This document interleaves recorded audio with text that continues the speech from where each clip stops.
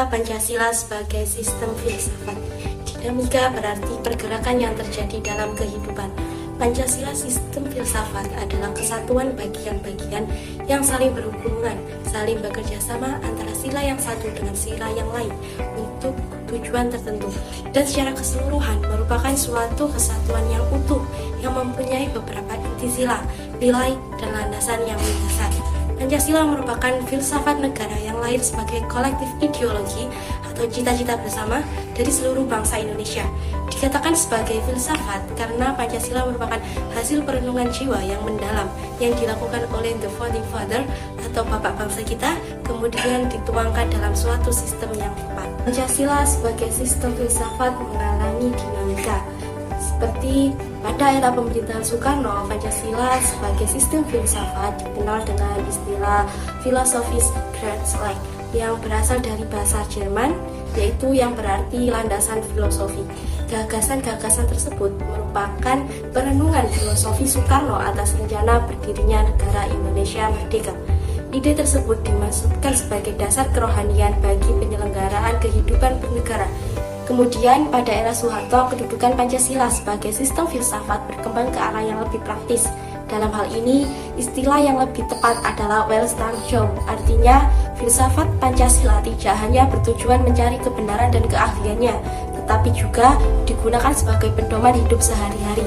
Atas dasar inilah, Soeharto mengembangkan sistem filsafat Pancasila menjadi penataran P4. P4 adalah singkatan dari pedoman, penghayatan, dan pengamalan Pancasila. Pada era reformasi, Pancasila sebagai sistem filsafat kurang terdengar resonansinya. Namun, Pancasila sebagai sistem filsafat bergema dalam wacana akademik, termasuk kritik dan renungan yang dilontarkan oleh Habibie dalam pidato 1 Juni 2011. Habibie menyatakan bahwa Pancasila seolah-olah tenggelam dalam pusaran sejarah masa lalu yang tidak lagi relevan untuk disertakan dalam delikatif reformasi. Pancasila seolah hilang dari memori kolektif bangsa Indonesia. Pancasila semakin jarang diucapkan, dikutip, dan dibahas baik dalam konteks kehidupan ketatanegaraan, kebangsaan, maupun kemasyarakatan. Pancasila seperti tersadar di sebuah lorong sunyi justru di tengah denyut kehidupan bangsa Indonesia yang semakin hiruk-pikuk dengan demokrasi dan kebangsaan berpolitik. Ada dua bentuk tantangan Pancasila sebagai sistem filsafat. Yang pertama adalah kapitalisme, yaitu aliran yang meyakini bahwa kebebasan individual yang memiliki modal untuk mengembangkan usahanya, untuk meraih keuntungan yang sebesar-besarnya. Nah, bentuk tantangannya yaitu meletakkan kebebasan individual secara berlebihan, sehingga dapat menimbulkan berbagai dampak negatif.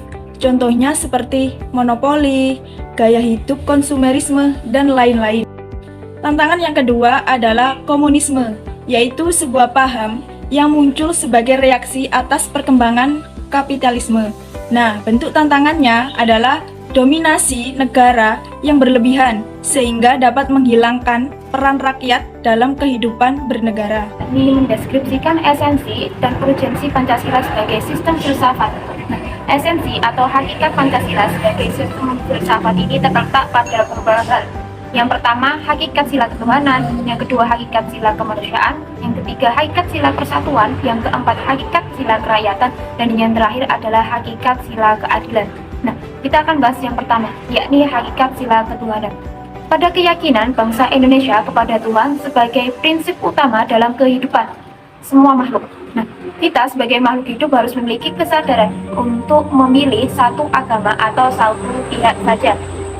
Bangsa Indonesia ini tuh memberikan kebebasan kepada warganya untuk memilih sendiri agama yang dianutnya. Karena sebagai makhluk Tuhan yang Maha Esa nantinya akan dimintai pertanggungjawaban atas semua tindakan, baik atau buruk yang telah dilakukan, dalam artian kebebasan selalu akan dihadapkan pada tanggung jawab. Nah, tanggung jawab ini pada akhirnya merupakan tanggung jawab yang tertinggi. Tanggung jawab tertinggi ini itu kepada Sang Pencipta. Sila ketuhanan yang Maha Esa ini itu pada dasarnya memuat pengakuan akan Tuhan sebagai Sang Pencipta, dan nilai ketuhanan dalam Pancasila menunjukkan bahwa negara, bangsa, dan manusia Indonesia ini tuh berelasi dengan Tuhan yang diyakini sebagai sumber segala kebaikan. Dan juga nilai ketuhanan merupakan nilai tertinggi karena menyangkut nilai yang bersifat mutlak. seutuhnya atau segalanya. Yang kedua yakni hakikat sila kemanusiaan. Sila kemanusiaan adalah manusia monopluralis. Artinya mono itu satu kesatuan yang utuh, sedangkan plural adalah makhluk yang memiliki banyak unsur kodrat. Jadi monopluralis adalah manusia terdiri dari banyak unsur kodrat, tetapi merupakan satu kesatuan yang utuh. Monopluralis ini tuh terdiri dari 3 monodualis. Artinya manusia itu selain sebagai makhluk individu, manusia juga berperan sebagai makhluk sosial, di mana manusia hidup berdampingan dan saling membutuhkan dengan manusia lainnya. Nah, 3 monodualis ini itu terdiri dari yang pertama susunan kodrat, yakni jiwa dan raga. Yang kedua sifat kodrat, yakni manusia sebagai makhluk individu dan sosial.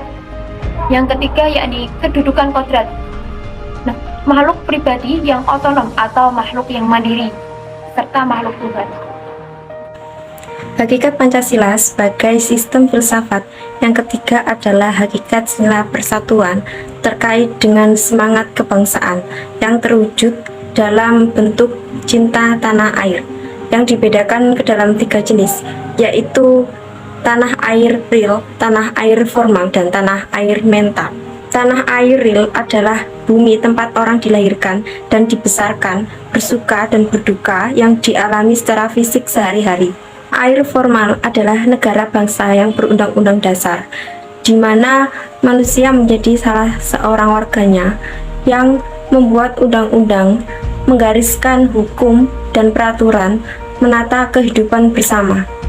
Tanah air mental tidak bersifat teritorial karena tidak dibatasi oleh ruang dan waktu, melainkan imajinasi yang dibentuk dan dibina oleh ideologi atau seperangkat gagasan vital. Yang keempat, hakikat sila kerakyatan terletak pada prinsip musyawarah. Artinya, keputusan yang diambil lebih didasarkan atas semangat musyawarah untuk mufakat, bukan membesarkan begitu saja pendapat mayoritas tanpa peduli pendapat minoritas. Kemudian, yang kelima adalah hakikat sila keadilan yang terwujud dalam 3 aspek, yaitu keadilan distributif, legal, dan komunitatif. Keadilan distributif adalah keadilan yang bersifat membagi dari negara kepada warga negara. Keadilan legal adalah kewajiban warga negara terhadap negara atau dinamakan keadilan bertaat. Keadilan komutatif adalah keadilan antara sesama warga negara. Urgensi Pancasila sebagai sistem filsafat. Hal-hal penting yang sangat urgent bagi pengembangan Pancasila sebagai sistem filsafat meliputi hal-hal sebagai berikut. Pertama, meletakkan Pancasila sebagai sistem filsafat dapat memulihkan harga diri bangsa Indonesia sebagai bangsa yang merdeka dalam politik, yuridis, dan juga merdeka dalam mengemukakan ide-ide pemikirannya untuk kemajuan bangsa, baik secara material maupun spiritual. Kedua, Pancasila sebagai sistem filsafat membangun alam pemikiran yang berakar dari nilai-nilai budaya bangsa Indonesia sendiri, sehingga mampu dalam menghadapi berbagai ideologi dunia. Ketiga, Pancasila sebagai sistem filsafat dapat menjadi dasar teladan untuk menghadapi tantangan globalisasi yang dapat melunturkan semangat kebangsaan dan melemahkan sendi-sendi perekonomian yang berorientasi pada kesejahteraan rakyat banyak. Keempat, Pancasila sebagai sistem filsafat dapat menjadi way of life sekaligus way of thinking bangsa Indonesia untuk menjaga keseimbangan dan konsistensi antara tindakan dan pemikiran. Bahaya yang ditimbulkan kehidupan modern dewasa ini adalah ketidakseimbangan antara cara bertindak dan cara berpikir, sehingga mampu menimbulkan kerusakan lingkungan dan mental dari suatu bangsa. Baik, di sini saya akan menjelaskan tentang peran penting Pancasila dalam sistem filsafat. Pancasila sebagai sistem filsafat memiliki peranan penting sebagai pembentukan karakter dalam kehidupan berbangsa dan bernegara dalam menjalankan kehidupan sehari-hari, dan agar dapat diberikan pertanggungjawaban secara rasional dan mendasar mengenai sila-sila dalam Pancasila sebagai prinsip-prinsip politik. Adanya mata kuliah Pancasila ini, mahasiswa bisa berpikir secara terbuka, kritis, komprehensif, dan mendasar sebagaimana ciri-ciri pemikiran filsafat tersebut. Terima kasih.